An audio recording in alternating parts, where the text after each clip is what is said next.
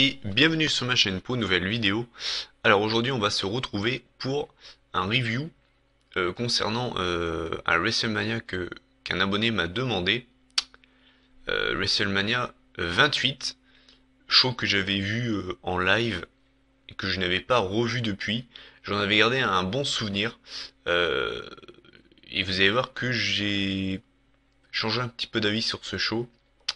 Mais je vais pas perdre de temps et je vais attaquer directement le review de WrestleMania 28. Donc ce WrestleMania se tenait euh, au Sun Life Stadium de Miami devant 78 363 personnes, donc c'est une excellente affluence. Il se tenait le 1er avril 2012. Donc ouais, donc une très très bonne affluence pour ce WrestleMania. Et le logo, je le trouvais plutôt pas mal. Voilà.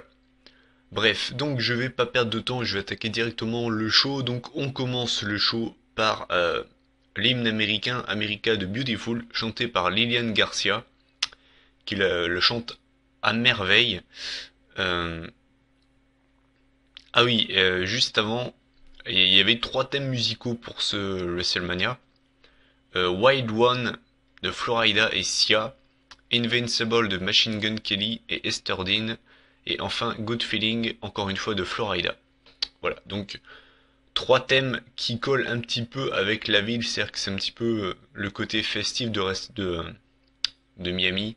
Mais voilà, vous savez ce que je pense de ce genre de musique. C'est pas que j'aime pas, enfin, disons que les 3 musiques, j'étais pas forcément un grand fan non plus. Mais pour moi, c'est pas le genre de musique adapté à un show de catch. Voilà, après c'est mon point de vue, mais voilà. Bref, donc on va attaquer le show et on commence par une énorme déception.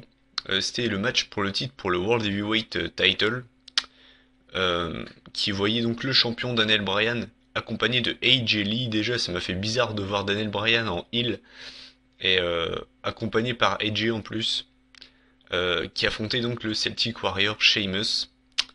Alors, je me rappelle à l'époque, j'avais misé énormément sur ce match, j'en attendais énormément. Pour moi, on peut avoir un match très très bon entre les deux. J'adore les oppositions de style, je pense que vous le savez. Et là, clairement, pour moi, on aurait pu avoir un super match entre les deux. Donc j'ai été, voilà. Et finalement, j'ai été extrêmement déçu.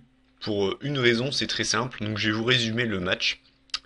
Donc on a Daniel Bryan qui rentre sur le ring, Sheamus rentre aussi. La cloche sonne, pardon. AJ Lee monte sur le coin du ring et Daniel Bryan roule une pelle à sa chérie. Il se retourne et il se mange un Brogue Kick. Le tombé, 1, 2 et 3. Nouveau champion du monde poids lourd, Sheamus. Le match a duré exactement 18 secondes. Du foutage de gueule, clairement, il n'y a pas d'autre mot. Euh, une honte ce match, voilà, j'ai juste ça à dire. En plus, vous savez ce que je pense des openers de pay-per-view. Pour moi, les openers, c'est très important. Ça donne le rythme et ça donne tout de suite le ton de la soirée. Et là, clairement, quand je vois ce genre d'opener, eh bah putain, ça me met un coup au moral. Je me rappelle quand je l'ai vu en live, j'étais fou parce que j'attendais beaucoup de ce match et j'ai été super déçu quoi. J'ai été extrêmement déçu du match quoi. Pour moi, ça aurait pu être l'un des matchs de la soirée, le show stealer. Et finalement, non. Donc victoire de Sheamus en 18 secondes, nouveau champion du monde poids lourd. Mais quel match de merde. Rien à dire, vraiment très très très très déçu du match. Voilà. On continue la soirée avec un match simple. Pas de titre en jeu, pas de stipulation particulière. Qui voyait s'opposer Kane à Randy Orton. Kane qui était avec son masque, qui était pour moi crédible, parce que le Kane de 2015 pour moi ne ressemble plus à rien. Alors ce que j'ai noté sur ce match, je le trouve plutôt lent, c'est vrai que le rythme était pas énorme, après c'est normal, on n'a pas de catcheur avec un style rapide. Enfin Orton je dis pas qu'il est lent, mais voilà, Kane c'est pas... Enfin il est lent Kane, donc forcément le match était un petit peu lent. Mais je l'ai pas trouvé mauvais. Sincèrement, ça va, il était plutôt bien construit. Voilà, le match, je l'ai pas trouvé mauvais, voilà. En gros, à la fin, on a Kane sur la deuxième corde. Enfin, il est assis sur la troisième corde, mais ses pieds sont sur la deuxième. Euh, Orton monte sur la deuxième corde et s'apprête à porter un super RKO. Et finalement, Kane le contre en super chokeslam, donc un chokeslam de la deuxième corde. Et finalement, Kane gagne comme ça. Sachant que dans le match, Orton s'était dégagé de pardon, un chokeslam s'était dégagé. Donc voilà. Et il n'a pas porté de RKO. Donc le match a duré environ 11 minutes. Donc bonne durée, le match était pas mauvais. Voilà, c'était un bon petit match. Voilà, rien de plus. Voilà, franchement, c'était pas le match de la soirée. Et il y a eu pire que ça comme match. Franchement, voilà, c'était un bon petit match. Ça s'arrête là. Mais voilà, ça va. Troisième match de la soirée, match pour le titre intercontinental opposant le champion Cody Rhodes au Big Show. Déjà, ça m'a fait plaisir de revoir Cody Rhodes. C'est un catcheur que j'aime beaucoup. Et Stardust, enfin sa gimmick de Stardust me saoule. Moi, j'espère vraiment qu'il va retrouver cette gimmick de Cody Rhodes. Ne serait-ce que pour sa musique, qui est bien meilleure que celle qu'il utilise actuellement. Et puis même, quoi. Moi, Stardust, j'en ai ras-le-bol. Donc, ce que j'ai noté, c'était un match lent. Forcément, voilà, quand on a le Big Show dans un match, on peut pas avoir un rythme rapide, c'est normal. J'ai noté que Cody s'était concentré sur les jambes du Big Show, il a essayé de le maintenir à terre, mais que ça n'a pas marché hein, forcément. À la fin, en fait, on a Cody Rhodes qui porte un disaster kick sur le Big Show. Le Big Show reste debout. Du coup, Cody Rhodes veut changer de corde et il porte un deuxième disaster kick. Finalement, il se fait contrer par un spear, d'ailleurs très mal porté. Et ensuite, le match se finit sur un KO punch, donc nouveau champion intercontinental. Je me rappelle qu'à l'époque, ça m'avait fait plaisir pour le Big Show, pour qu'il ait au moins un dernier titre pour sa carrière. Mais c'est vrai que voilà, pour moi, c'est du gâchis quoi. Donner le titre au Big Show, en fait, au final, ça lui apporte rien. Il est pas à un titre près. Et quel gâchis de d'avoir mis le Cody Rhodes contre le Big Show. Je veux dire, vous auriez mis Cody Rhodes contre un meilleur catcheur, on aurait pu avoir un super match. Et là, clairement, on n'a pas eu un bon match. Le match a duré 5 minutes 19. Donc, pour l'instant, on débute sur WrestleMania vraiment pas très très bon. Hein. Sincèrement, on commence pas très bien. Et alors là, que dire? Alors là, c'est un coup de gueule que j'ai apporté. Match tag team de Diva. D'ailleurs, il n'y avait même pas de... Le titre des Divas n'était même pas remis en jeu sur WrestleMania là. Puisque la championne Beth Phoenix était avec Eve Torres contre Kelly Kelly et Maria Menounos. Donc Maria Menounos, c'est une célébrité aux États-Unis, je sais plus ce qu'elle fait exactement. Elle est fan de catch, c'est pour ça qu'elle a eu son WrestleMania moment. Euh, Qu'est-ce que j'ai noté de ce match en particulier? J'ai noté qu'à un moment, Beth Phoenix avait porté un kick dans l'abdomen de Menounos. Et en fait, je pense que c'était pas... Enfin, comment dire? Je pense que c'était... Elle s'est vraiment blessée, enfin en tout cas elle a vraiment bien senti le coup, puisqu'elle s'est tenue ce côté-là pendant un bon moment du match. On l'a vu également se traîner pour faire un moment le tag à Kelly Kelly. On l'a vu ramper, mais vraiment ramper. Et elle était beaucoup trop lente pour que ce soit fait exprès. Donc à mon avis, elle a vraiment été blessée. En tout cas, elle a dû avoir un bon gros coup. Elle a dû accuser le coup en tout cas. Elle a pris très cher, en tout cas le kick était normal, je veux dire, elle s'est pas mangé un kick exceptionnel, mais je veux dire, voilà, quand t'es pas catcheur, ben forcément t'as pas l'habitude de prendre des coups comme ça, et ça prouve que le catch n'est pas fait pour tout le monde, et que faut être surentraîné pour encaisser ce qu'ils prennent, et que ben voilà quoi. Bref, pour continuer sur le match, ben, en fait, à la fin, on a Menounos et Kelly Kelly qui poussent Beth Phoenix sur Eve Torres. Quand tu te manges Beth Phoenix en pleine gueule, je pense que tu dégages. Donc et forcément Eve Torres tombe. Et en fait Beth Phoenix se prend un petit paquet par Maria Menounos. Euh, donc voilà, victoire de la guest et de Kelly Kelly. J'ai envie de vous dire, quand j'avais vu ce match à l'époque, je me suis dit, c'est obligé que ce soit l'équipe face qui gagne pour la simple et bonne raison que à chaque fois qu'il y a une guest star impliquée dans un match à WrestleMania, elle gagne. C'est tout, c'est regardez Mr. T avec Hulk Hogan lors du premier WrestleMania contre Paul Orndorff et Roddy Piper. C'était l'équipe avec Hulk Hogan qui avait gagné. Celui-là, c'est Maria Menounos. À WrestleMania 27, il y avait Snooki Polizzi, elle avait gagné aussi. À chaque fois qu'il y a un guest, à chaque fois, le mec gagne. Pareil, Floyd Money Mayweather contre le Big Show, donc il n'y avait aucun suspense au final. Et en plus de ça, ça m'a vraiment énervé pour Beth Phoenix, qui est une catcheuse que j'aimais beaucoup. Et je trouve que enfin, c'est pas crédible quoi. La meuf, elle est championne des divas. Elle met une droite en réalité à l'une des deux. La meuf, elle part avec la moitié de ses dents en moins. Et la meuf, elle arrive, elle perd contre Maria Menounos. Faut arrêter quoi. Aucune crédibilité quoi. Donc, et j'ai noté que la qualité du match était plus que moyen. Mais que j'ai noté que c'était une honte. Que la crédibilité pour la championne était de zéro. Bah ouais, forcément. Donc gros coup de gueule sur ce match qui en plus de ça est pas bon. Donc voilà, à part un move de Kelly Kelly que j'ai trouvé pas mal, je sais plus ce qu'elle a fait. En gros, elle a sauté de la troisième corde, elle a fait un move pas trop dégueulasse, mais sinon, voilà, véritable blague ce match. Je vais passer au prochain match qui est pour moi le match de la soirée. End of an Era match dans un Hell in a Cell, arbitre spécial HBK, The Outbreak Kid, Shawn Michaels, opposant donc The Undertaker à Triple H, la streak de l'Undertaker remise en jeu contre la carrière de Triple H. Juste avant de revenir sur ce match, c'est la première blague. En fait, j'ai deux blagues. Pour moi, il y a eu deux blagues dans ce WrestleMania. Deux énormes foutages de gueule pour les fans. Le premier, c'est celui-là, la fin d'une ère.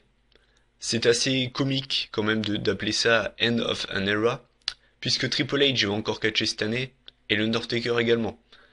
Donc j'ai envie de vous dire, voilà, là ça veut dire clairement on vous prend pour des cons, hein. Bref, c'est pas grave.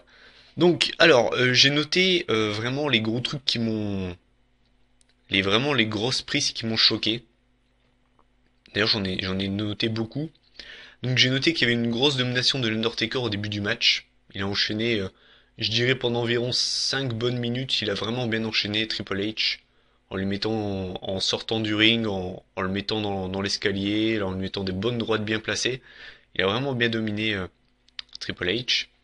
Finalement ensuite on a Triple H qui revient un petit peu dans le match, qui porte un Spinebuster sur l'escalier qui avait été amené dans le ring. Spinebuster sur l'escalier. Finalement il respire un peu, il se rapproche de l'Undertaker pour faire le tomber. Et finalement l'Undertaker le contre en Hell's Gate. Voilà. Après j'ai noté un moment, oui, ah oui, à un moment, le Triple H a enchaîné une vingtaine de coups de chaise, qui étaient d'ailleurs très violents, très très violents les coups de chaise. Il a demandé plusieurs fois à Shawn Michaels d'arrêter le match, car selon lui, l'Undertaker n'était plus en condition pour continuer le match. À chaque fois, comment dire, euh, Shawn ne voulait pas le faire. Il voulait pas mettre un terme à ce match comme ça. À chaque fois, il demandait à Taker, est-ce que tu veux arrêter, est-ce que tu veux arrêter? Et l'Undertaker lui répond non non arrête pas le match. Après on a à un moment il porte un Hell's Gate sur Shawn Michaels. J'ai pas compris pourquoi d'ailleurs, mais bon c'est pas grave. Ensuite il en porte un deuxième ce coup-ci sur Triple H. Euh, pendant qu'il porte ce Hell's Gate à Triple H. Alors Triple H n'abandonne pas mais ne répondait plus. Il était complètement KO. Donc techniquement le match aurait dû s'arrêter là. Mais vu que Shawn Michaels s'était pris le Hell's Gate avant, juste avant, bah, il n'était pas là pour arrêter le match. Du coup, à la fin de ce Hell's Gate, on a Charles Robinson qui tape un sprint un petit peu comme à WrestleMania 24. Mais son sprint de WrestleMania 24 restera pour moi légendaire, quoi. Il vaut aucun sprint d'arbitre ne vaut celui-là. Pour moi, il est mythique, quoi. Il y a tellement eu de vidéos là-dessus, de trolls. Ah, c'est magnifique. Enfin bref. Donc on a Charles Robinson qui rentre dans le ring. On a l'Undertaker qui porte un chokeslam sur Triple H, qui se dégage à deux. Finalement, l'Undertaker en porte également un sur Charles Robinson, donc Charles Robinson out. Et alors là c'est le moment où je pense à l'époque, en tout cas moi je me rappelle que j'y croyais vraiment. J'étais avec des potes et tout. On a eu un switching music de Shawn Michaels sur l'Undertaker, euh, plus un pedigree dans la foulée de Triple H. Et je me rappelle quand je l'ai vu en live, je me suis dit, les gars, c'est fini. C'est la fin de la streak. Et là, il se relève à deux. Et j'ai encore eu des frissons, pourtant je savais qu'il allait se dégager, mais ce genre de moment, c'est juste énorme, et il n'y a pas d'autre mot. Finalement, ensuite, on a Tombstone de l'Undertaker, bah, sur Triple H. Simplement deux. Ensuite, on a à nouveau un pedigree, encore une fois, de Triple H. Simplement deux. Euh, Par contre, j'ai noté, donc là, on arrive à la fin. J'ai trouvé la fin un petit peu lente.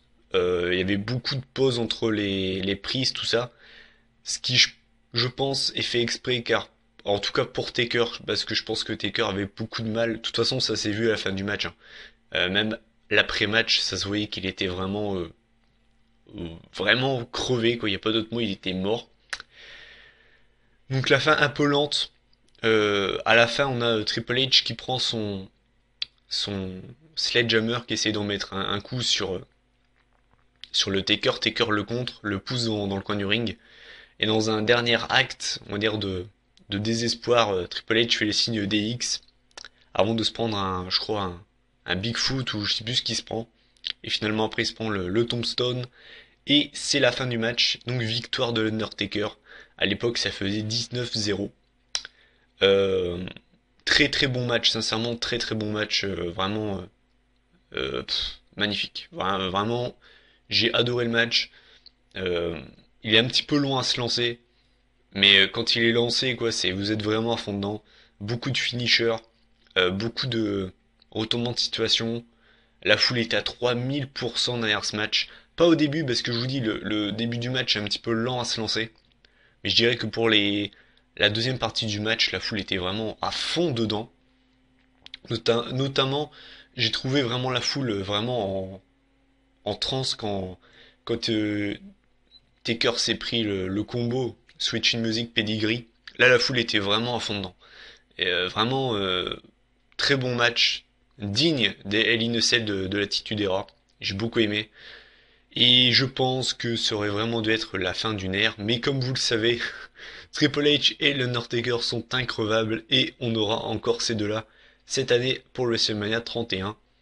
À la joie ou au désespoir de certains. Donc voilà, très content du match. Donc là ensuite on va passer à la classe du Hall of Fame. Donc j'ai noté quelques noms, j'en ai peut-être oublié un ou deux. Donc on avait Mil Mascaras, légende du catch mexicain, père de Alberto Del Rio si je me trompe pas, qui était intronisé. Ensuite on a Yokozuna, intronisé par sa fille et son fils. On avait les Four Horsemen, donc voilà, logique. On avait Edge, qui a pris une énorme ovation lors de son intronisation. Il avait les larmes aux yeux, j'ai eu les larmes aux yeux également. Le fait de le revoir et tout. Voilà, les larmes aux yeux qu'il a, c'est communicatif et ça prouve à quel point ce mec aimait ce qu'il faisait. Et c'est le genre de mec qui manque à la WWE. C'est bien dommage, mais voilà. Et là, gros coup de gueule, Iron Mike Tyson intronisé au Hall of Fame. Une question, qu'a fait ce mec pour mériter sa place au Hall of Fame du catch? Hall of Fame du sport, il n'y a pas de souci. On connaît tous la carrière qu'il a eue en tant que boxeur, il n'y a pas de souci. Catcheur, en quoi il a été catcheur, en quoi il mérite sa place. Je veux dire, c'est pas parce que le mec il a fait 10 apparitions à tout casser à la WWE que le mec mérite... voilà quoi. Ça y est, le mec il a été arbitre à WrestleMania entre Shawn Michaels et Stone Cold, ça y est, le mec qui peut être intronisé. Bah non, désolé, non. C'est du foutage de gueule quoi. C'est comme cette année avec Arnold Schwarzenegger, pour moi ces mecs-là méritent pas d'être intronisés au Hall of Fame. De toute façon, en fait, au Hall of Fame, t'as plusieurs plans pour être intronisé, quoi. Soit t'es catcheur, ou diva, t'as marqué l'histoire, t'es bien vu par Vince, et par la fédération t'es intronisé, ou alors t'es une célébrité qui est plutôt bien connue, qui aime le catch, t'as fait deux trois apparitions à la fédération, c'est bon t'es intronisé. Enfin bref, voilà, tout ce que j'ai à dire. Là on va passer à avant-dernier match de la soirée, le sixième, opposant la team John Laurinaitis à la team Theodore Long. Team John Laurinaitis composée de David Otunga, Mark Henry, Drew McIntyre, Dolph Ziggler, Jack Swagger et The Miz. Et la team Theodore Long composée de Santino Marella, Kofi Kingston, Art Shows, Zack Ryder, le Great Khali et Booker T. Match donc à 6 contre 6. Match qui a duré 10 minutes 38. Ah oui, et j'avais oublié. Le match Diva a duré 6 minutes 49. Le Hell in a Cell a duré 30 minutes 52. Et donc celui-là 10 minutes 38. Donc c'est une durée plutôt bonne. Le match, je l'ai pas trouvé mauvais, sincèrement. Je dirais qu'il est franchement pas mal, ça va. C'était le match divertissant du show, voilà, entre Hansogel qui porte le drapeau, et de l'autre côté on avait Vicky Guerrero. C'était de la légèreté, on va dire, pour l'après Hell in a Cell, avant d'enchaîner vraiment deux autres matchs très attendus de la soirée. C'était un petit peu la pause, enfin peut-être pas la pause pipi, mais c'était le moment divertissant du show, quoi. Donc voilà. Et à la fin, on a un Skull Crushing Finale de mise sur Zack Ryder. Donc voilà. Et j'ai également noté que quand même le Miz, en 2 ans de WrestleMania, donc au 27, le mec a fait le main event de WrestleMania. Il, il a battu John Cena. Et l'année d'après, il se retrouve dans un match sans enjeu où tout le monde s'en fout. Le mec, là, c'est même pas du yo-yo, là. C'est même pas les montagnes russes. Je sais pas ce que c'est, mais c'est quand même assez incroyable, quoi. C'est pour ça que je dis qu'à la WWE, ça va très très vite, hein, quand même. Bref. Là, on va passer à l'avant-dernier match de la soirée. Et pour moi, c'est le deuxième meilleur match de la soirée. Ça, voyez, c'était pour le titre de la WWE, opposant le champion CM Punk à Chris Jericho. Match qui a duré 22 minutes 23. La stipulation du match était que si Punk perdait par disqualification, il perdait la ceinture.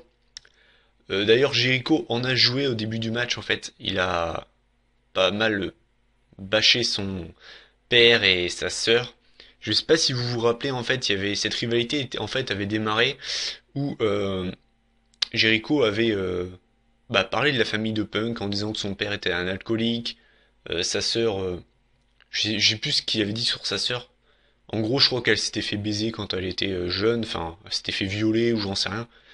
Et il avait dit, suite à ça, lors d'une promo à Raw, il avait dit CM Punk, you are the definition of a bastard. Ce qui je trouve est assez fort quand même, on en PG-ra. Et le mec dit que c'est un bâtard, je sais pas, enfin, ça m'a assez surpris, je me rappelais plus qu'il avait dit ça. Et j'ai pas compris en fait, enfin, on en PG-ra, le mec qui dit que c'est un bâtard. C'est quand même parti assez loin. Ça m'a fait plaisir, moi j'adore hein, les promos comme ça, y a pas de souci, mais je veux dire que ça m'a un petit peu surpris de voir ça en pleine PGA. Bref, pour revenir sur le match, sincèrement très bon match, hein, sincèrement, voilà. J'ai noté comme grosse prise, on a eu un code breaker sur CM Punk qui finalement est tombé hors du ring, donc Y2J a pas pu faire le tomber. Ensuite, on a eu un JTS de CM Punk. Jericho s'est dégagé à 2. On a eu également un code breaker suite à un contre d'un springboard clothesline. Ça, c'était juste énorme. Juste énorme. Attendez. Ah oui. Ouais, ça c'était un truc que j'ai pété un plomb. On a CM Punk qui se prépare à faire un springboard clothesline et finalement il se prend un code breaker sorti de nulle part et j'ai adoré. Finalement CM Punk se dégage. Et à la fin, en fait la fin est assez bonne, j'ai beaucoup aimé. En fait on a CM Punk et Chris Jericho qui se passent le relais en fait. On a Jericho qui essaie de passer le Walls. De l'autre côté on a Punk qui essaie de passer l'Anaconda Vice. C'était assez marrant. Et finalement c'est CM Punk qui gagne suite à un Anaconda Vice. Note spéciale pour la fin. J'aime beaucoup, pour la simple et bonne raison que le Anaconda Vice, CM Punk le sort très rarement, et quand il le sort, C'est rare qu'il gagne là-dessus, c'est souvent sur JTS, donc déjà à la fin, pas prévisible. Et de toute façon, j'ai adoré ce match. De toute façon, j'ai envie de vous dire, avec CM Punk et Chris Jericho dans le même match, vous pouvez pas avoir de la merde, c'est impossible. C'est impossible d'avoir un mauvais match avec ces deux-là, quoi. Donc, pas très bon match des deux, sincèrement, j'ai beaucoup aimé. J'ai un autre à dire. La seule chose que j'ai à dire, c'est que j'aime beaucoup ce match, mais pour moi, leur match à Payback 2013 est meilleur. J'avais trouvé ce match tout simplement génial. Après, c'est une question de goût, mais celui-là reste très très bon et pour moi, c'est le deuxième meilleur match de la soirée. Et là, on arrive au main event of the evening. Once in a lifetime, la deuxième blague de la soirée, hein. Once in a lifetime, une seule fois dans votre vie. Sachant que l'année d'après, on a eu le match retour. Une belle douille aux fans, ça c'était assez beau aussi. Euh, donc, The Rock contre John Cena.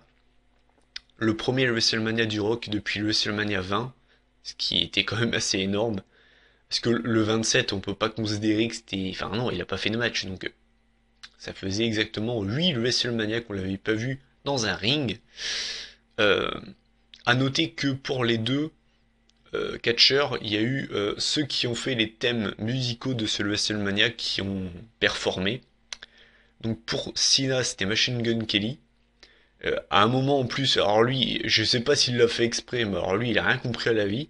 Il prend le micro et en gros, il dit que le Rock a un très gros ego, l'un des plus gros égos du business, si j'ai bien compris.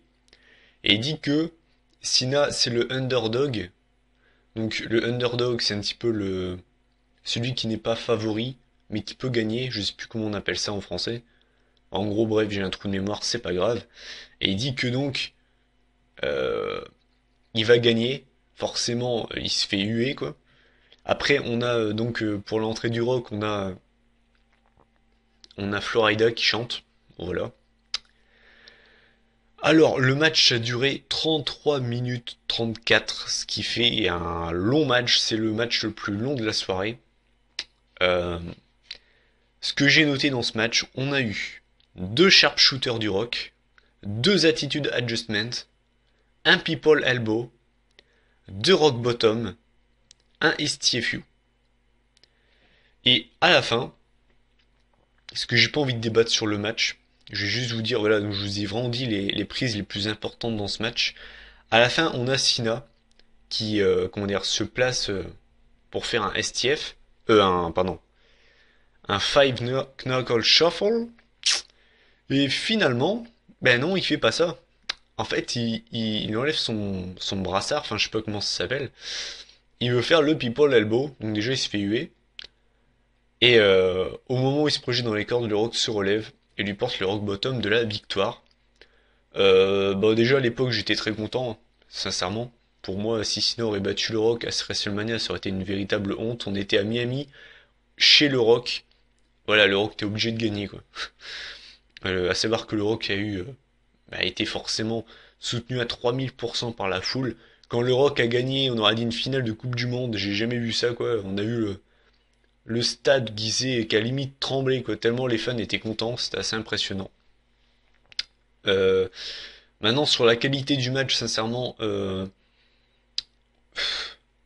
je dirais pas que, enfin, je peux pas dire qu'il a été excellent, loin de là. Je peux pas dire qu'il a été mauvais, parce que j'ai vu pire que ça. Je dirais qu'il a été moyen, voilà. Et je trouve que, enfin, on va dire que ça va. Franchement, allez, on va dire on va être gentil, on va dire que franchement ça va. Considérant que je n'aime pas Cena et que Cena est loin d'être un très très bon catcheur dans le ring et que le Rock n'avait plus catché depuis un bon moment et n'est plus un catcheur à temps plein. Donc on va être gentil. On va dire que ça allait. Voilà. Pour moi, par contre, ça aurait pas dû être le main event. Pour moi, un CM Punk Chris Jericho ou bien le Undertaker Triple H aurait dû être le main event de WrestleMania. Donc voilà, c'était le review de WrestleMania 28. Ce que j'en pense, c'est que j'avais gardé un bon souvenir de ce WrestleMania. Et finalement, il est pas si bon que ça. Enfin, franchement, enfin, j'en avais gardé des meilleurs souvenirs que ça au final. Parce que pour moi, il y a deux matchs qui m'ont vraiment marqué. C'est le Undertaker Triple H et le CM Punk Chris Jericho. Il y a eu la team Laurinaitis contre la team Theodore Long euh, et le Kane Randy Orton que j'ai pas trouvé très mauvais. Le Rock John Cena, on va dire que ça va. Le match tag team de Diva, c'est une blague. Le Big Show Cody Rhodes, il est nul. Le Sheamus Daniel Bryan, c'est une véritable honte. Donc au final, à WrestleMania, c'est moyen, franchement. Je dirais pas qu'il est mauvais, mais de là à dire qu'il a été bon, je l'ai trouvé assez moyen au final, voilà. Voilà. Donc assez déçu de ce WrestleMania. Donc bah écoutez, voilà, c'était le review de WrestleMania. N'hésitez pas à me donner des idées de review concernant des WrestleMania. J'en ai déjà quelques-uns à faire. De tête, je crois que j'ai le 19 à faire et j'en ai encore un autre. De toute façon, vous inquiétez pas, je les ferai dans les prochaines semaines. Jusque le WrestleMania 31, j'en ferai. Donc si vous voulez que j'en fasse un sur un WrestleMania en particulier, bah, n'hésitez pas à me le demander. Puis moi je vous dis à la prochaine pour une prochaine vidéo. Allez, je vous laisse, salut.